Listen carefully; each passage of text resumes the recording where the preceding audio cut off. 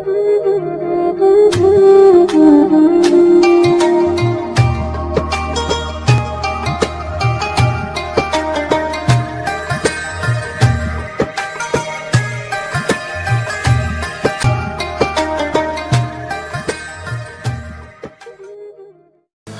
शामिल कयूं पिया ठट्टो खां।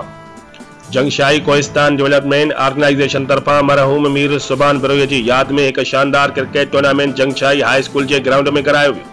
क्रिकेट टूर्नामेंट के फाइनल में नौजवान क़यादत जाम खानदान के चश्मो चिराग पीपी एमपीए साकरू जाम अवैस बिजार खान जोखियो के भाव जाम एहसान जोखियो मेहमान खास तौर शिरकत कई। फाइनल मैच बाकर शाह 11 की टीम और फराज 11 के विच में दिलचस्प मुकाबलो थयो। बाकर शाह फाइनल मैच खटे ट्रॉफी पंहिंजे नाले करे वरती। जाम एहसान जोखियो विनर अप और रनर अप टीम में कैश इनाम ट्रॉफियों और मेडल्स विराया।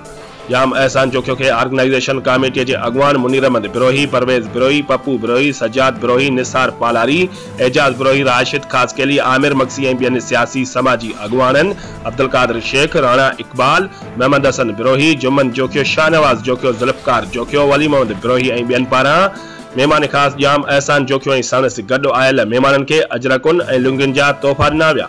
उन मौक़े ते हाजी मक़सूद जोखियो, बाबू बशीर जोखियो, कमाल जोखियो, सुल्तान मल्ला, वहीद जोखियो, वज़ीर सालार ऐं ॿिया गॾु हुआ।